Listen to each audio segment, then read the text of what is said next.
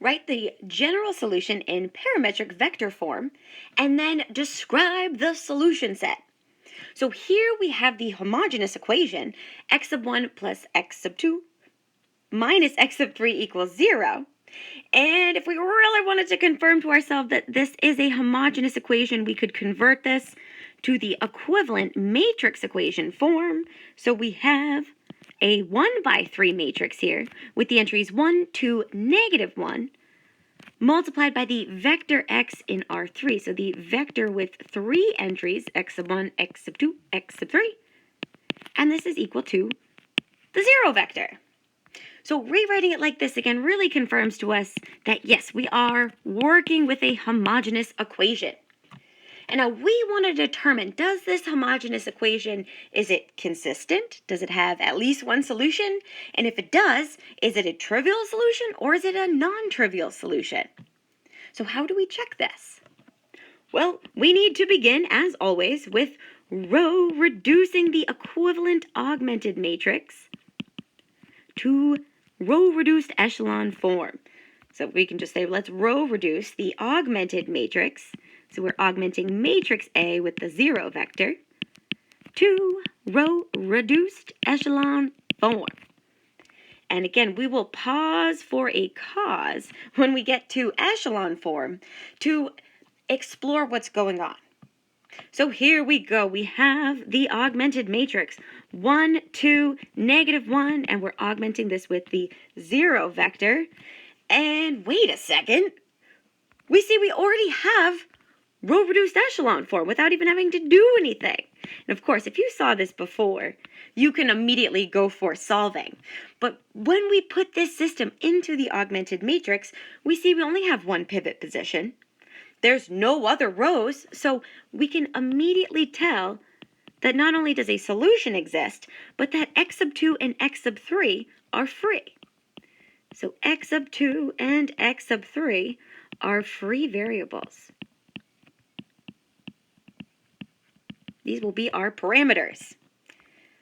So we can convert this right back to its linear equation form. That's x sub 1 plus 2x sub 2 minus x sub 3 is equal to 0. And we now want to solve for the general solution. So we can take this one step further and express the basic variable, x sub 1, in terms of the free variables.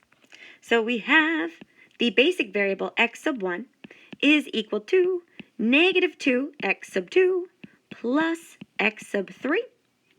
And then again, we know that x sub 2 is free and x sub 3 is free. Alrighty, so now that we have described our basic variable in terms of the free variables, let's write the general solution vector. So we want to write the general solution vector, vector x, in its parametric vector form. So let's keep in mind here, we know that vector x is in R3. So here is the arbitrary vector in R3 with the 3 entries, x sub 1, x sub 2, x sub 3. And using what we found above, we know, of course, that x sub 1 is defined as minus 2 x sub 2 plus x sub 3. We know that x sub 2 is free, so it's just itself, and x sub 3 is free, so it's just itself. And notice here that I lined up those free variables. So if it helps to keep you organized, you can incorporate little ghost zeros here. Because the next thing that we want to do is break this system down or decompose the solution set. So incorporating those zeros helps us to see the two columns. We have a column for x sub 2, that's minus 2 x sub 2, x sub 2, 0, plus the x sub 3 column, x sub 3, 0, x sub 3. So let's decompose this vector. So we can take this one step further and decompose the solution set, vector x, into a linear combination of those scalar valued vectors where our free variables are the parameters. So we can rewrite this, pulling the parameter x sub 2 out of our first column vector, that's x sub 2 multiplied by the column vector negative 2, 1, 0, plus the second parameter x sub 3 multiplied by the column vector, that scalar valued vector, 1, 0, 1. And this, of course, is such that x sub 2 and x sub 3 are free. So here is the parametric vector form of our solution set. And we can now use this parametric vector form to help us describe the geometric interpretation of the solution set. So here we go. We'll give ourselves plenty of room. And we're ready to find that geometric interpretation. We are going to describe the solution set for vector x. So looking at our parametric vector form, we can see that vector x is the set of all linear combinations of these two scalar valued vectors. So vector x is the set of all linear combinations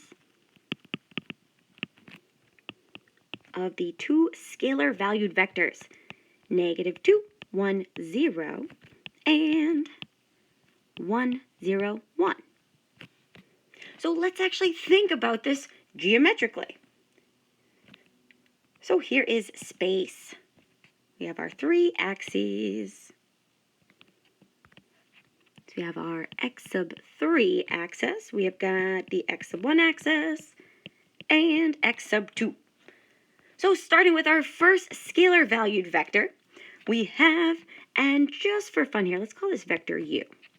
So starting from the origin, we want to move 2 units in the negative x sub 1 direction and 1 unit in the positive x sub 2 direction. So here is the first position vector. That's our vector u, defined as negative 2, 1, 0. And then our second scalar valued vector, again, starting from the origin, we're going to move 1 unit in the positive x sub 1 direction, no movement in the x sub 2 direction, but we're going to move 1 unit up in the positive x sub 3 direction. And we'll call this vector v. So vector v here is the vector with the components 1, 0, 1. And we can see that they are both passing through the origin of the 0 vector, aka the trivial solution. Now, the solution set is the set of all linear combinations of these two vectors. So the most basic linear combination of these two vectors is going to be the sum of them. So let's go ahead and create ourselves a parallelogram. So let's say if we have vector u plus vector v, so these two vectors here are equivalent, and if we wanted to complete that parallelogram, those two vectors are equivalent, and vector u plus vector v is the vector along that main diagonal. So this is that new vector, vector u plus vector v. Now keep in mind, this is just one of infinitely many possible linear combinations that can occur within our parallelogram. So if we shade all of this in, we're really starting to see that solution set. It's a plane. Now don't forget, if we think back to the geometric interpretations of the span in R3, we know that this plane is going to contain all of the linear combinations or scalar multiples of vector v, as well as all of the linear combinations or scalar multiples of vector u. So we can even extend this finite portion of the plane, make it a little bit bigger to help us appreciate it a little bit more. So our solution set is the set of all linear combinations of these two vectors that pass through the origin and contain all their possible scalar multiples. And again, this is just a finite region of this plane. We can also think about this as the span of these two scalar valued vectors, negative 2, 1, 0, and 1, 0, 1. So the span of these two vectors is the solution set of the homogeneous equation. Matrix A times vector x equals the 0 vector. So we can officially add a little description here. Our final answer, we can say that the solution set of this homogeneous equation, matrix A times vector x equals the 0 vector, is the plane in space, or the plane in R3, passing through the 0 vector, the trivial solution. It's also passing through that vector u, -2, 1, 0, and vector v, the vector with components 1, 0, 1. And so this is our beautiful final answer, the description or geometric interpretation of the solution set.